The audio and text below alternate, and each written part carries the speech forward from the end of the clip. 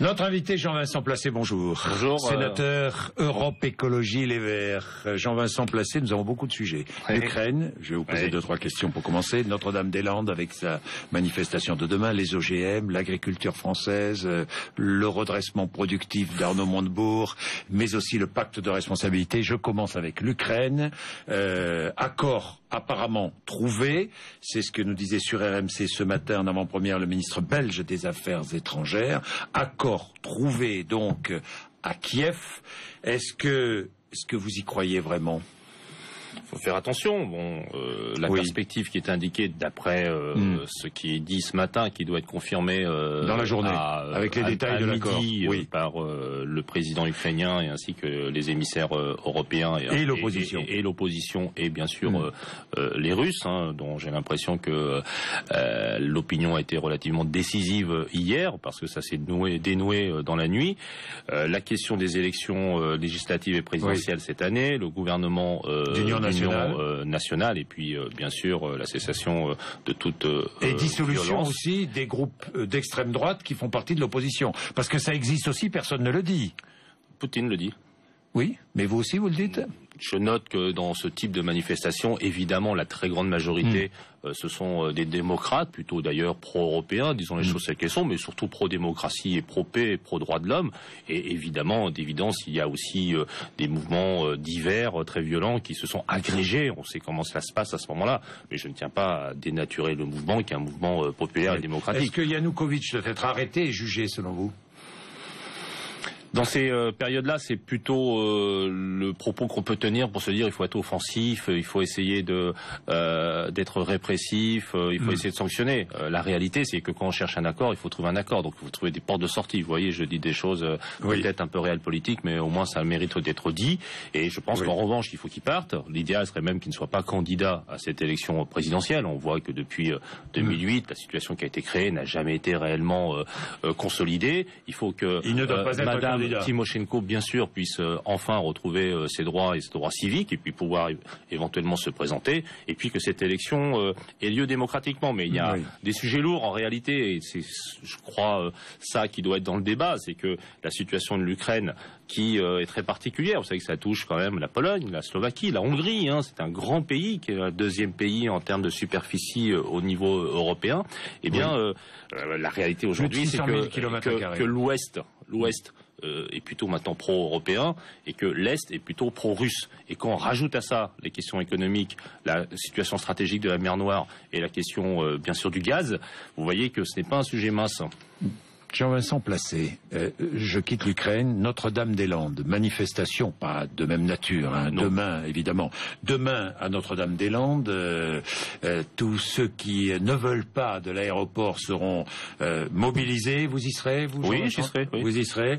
Je vais revenir d'ailleurs. Est-ce qu'il se fera ou pas cet aéroport? Non. Est-ce qu'il sera construit? Non, je pense qu'il ne se fera pas. Pourquoi? Parce que, d'une part, il est sur le fond déjà économique relativement inutile. Il fait partie de ce qu'on appelle, nous les écologistes, les grands projets inutiles. Il y a déjà un aéroport à Nantes. Il s'avère qu'on a déjà 144 aéroports dans notre pays. Pourquoi un 145e là?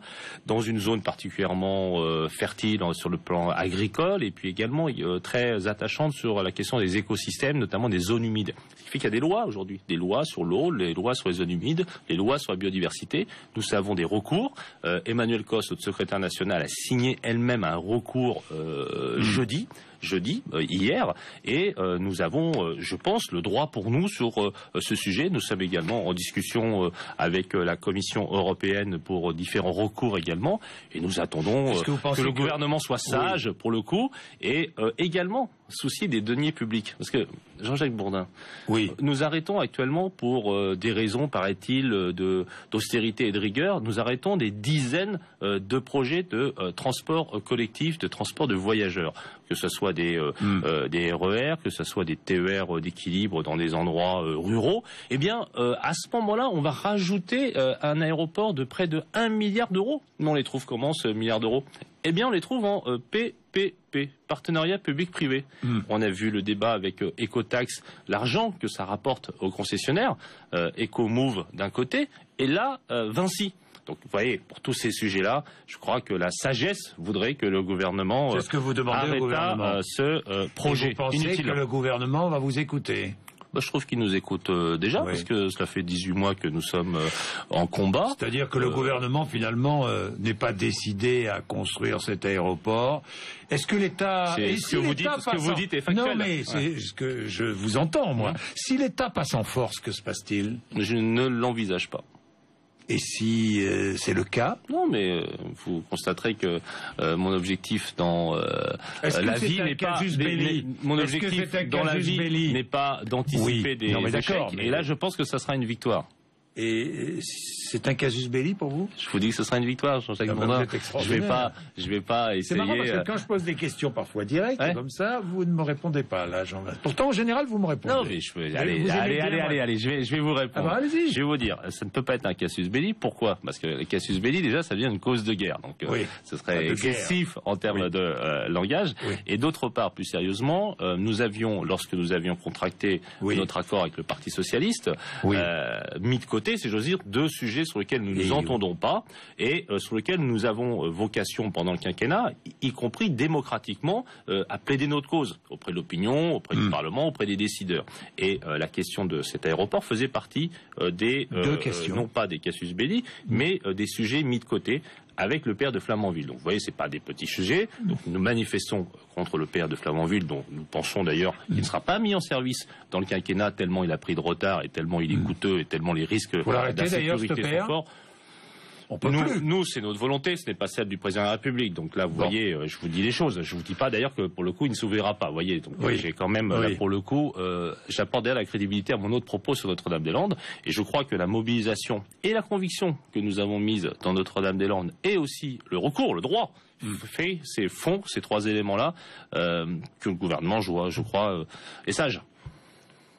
Voilà, c'est clair. Bon, pour vous, il ne se fera pas. Très bien. Alors, le pacte de responsabilité. Ah tiens, mais non, quand même, à propos de Notre-Dame-des-Landes, j'ai vu que Jean-Luc Mélenchon allait manifester. Il se rapproche de vous, Jean-Luc Mélenchon, hein? Oui, beaucoup, oui.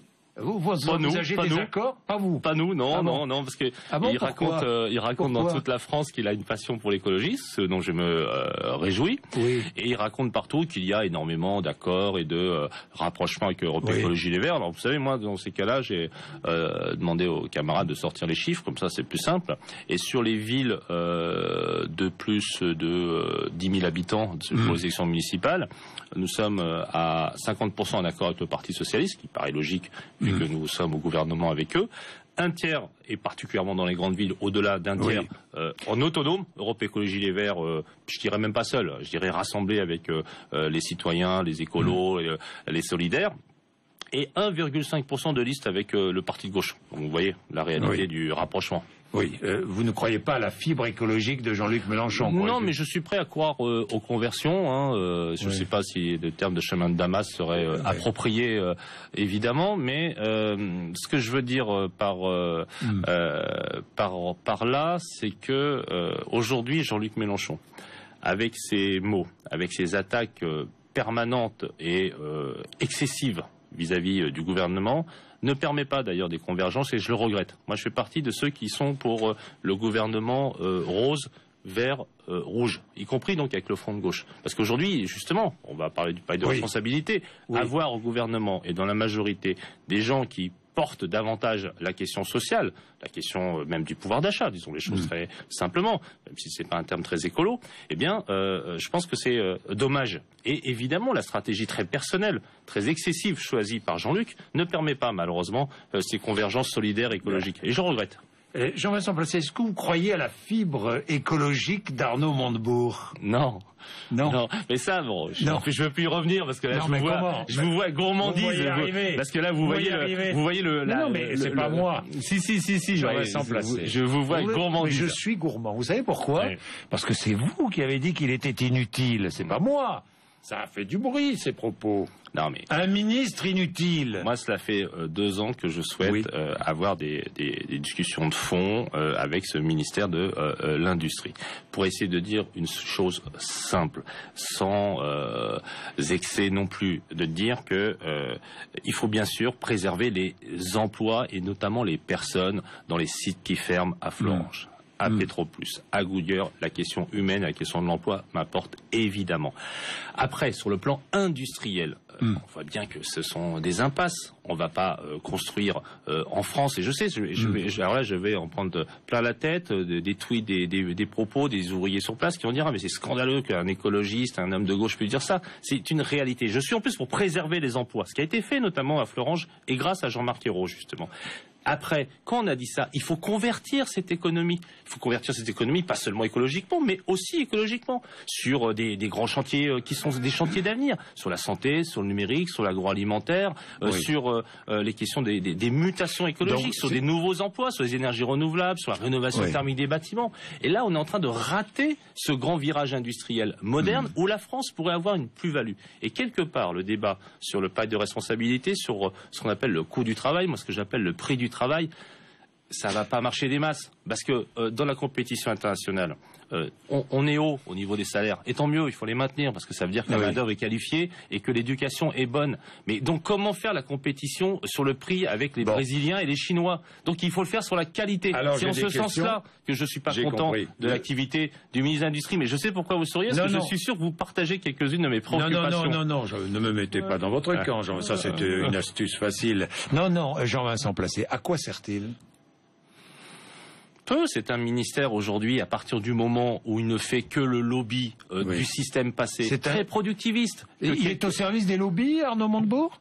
Moi, je suis factuel. Je note que pendant la campagne des primaires du Parti Socialiste, il avait des tonalités plutôt écolo.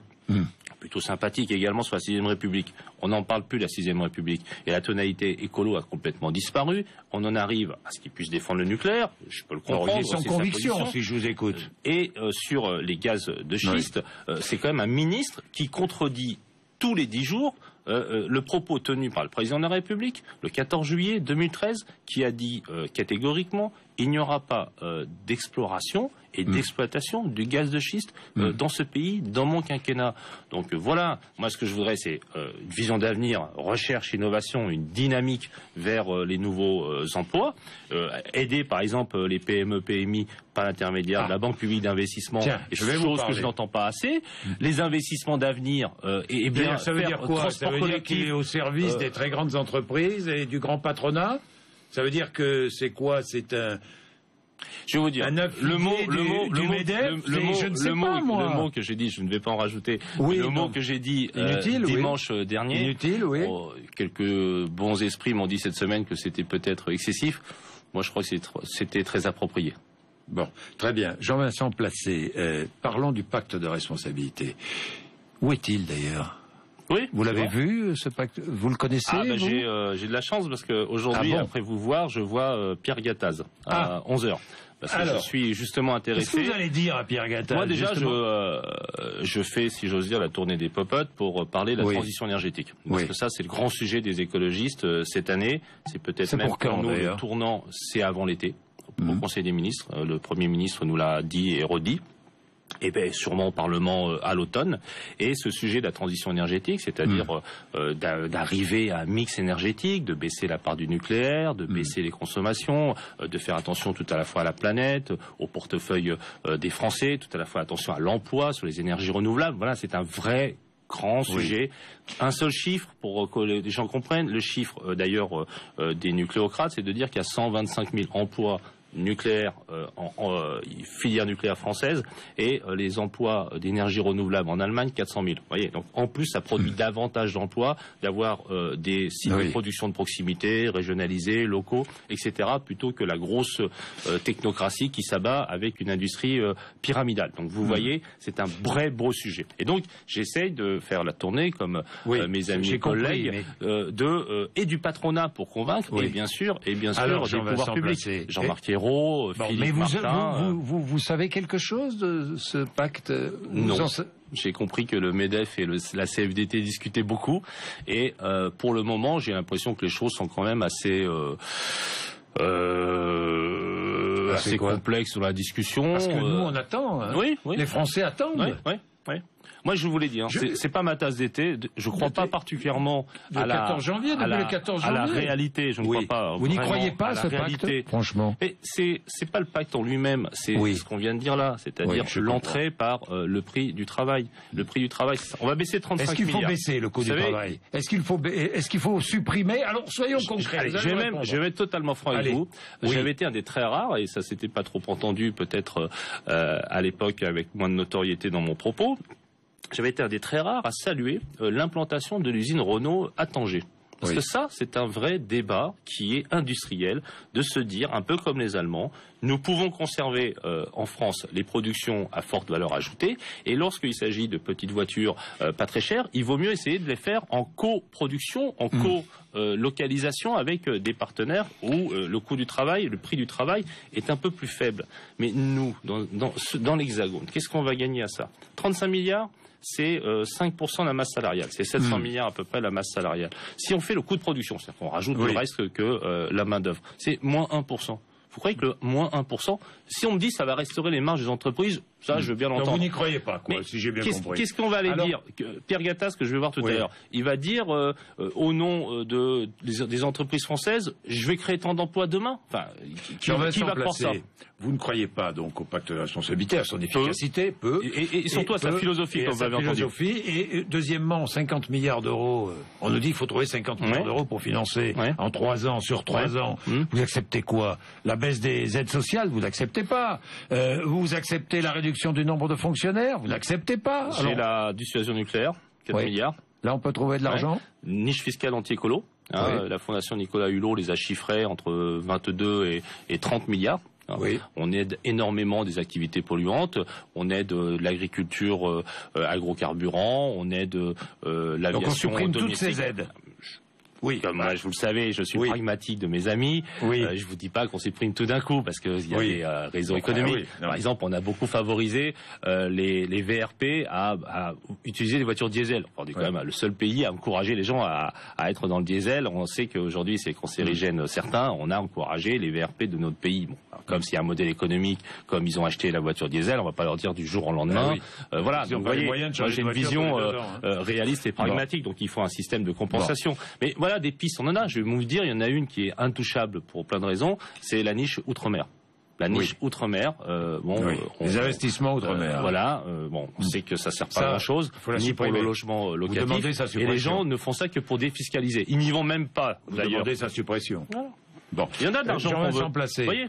Jean-Vincent Placé. Je vais terminer avec l'agriculture, très vite. Les OGM, d'abord.